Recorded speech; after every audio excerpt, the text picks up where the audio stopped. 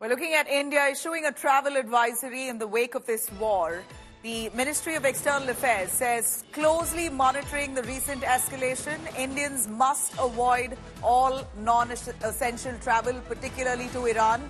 Indians must not travel to Iran unless there's an emergency. And if you must contact the Indian embassy. In fact, Indians living in Iran are guided to contact the Indian embassy in Tehran if needed.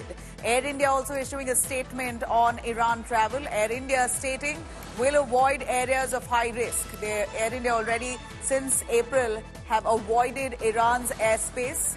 Now Air India further issuing the statement clarifying that they continue to avoid Iranian airspace and look for detours. This could only mean it could lead to higher traffic, more travel time and increased airfares.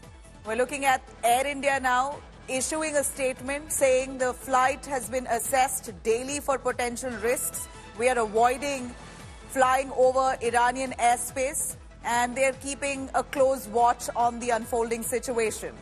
Air India has issued this statement. Ministry of External Affairs has issued this statement and a warning asking for Indians to avoid any kind of travel to Iran unless and until it's an emergency. And those living in Iran, Indians in Iran, must contact the Indian embassy in Tehran.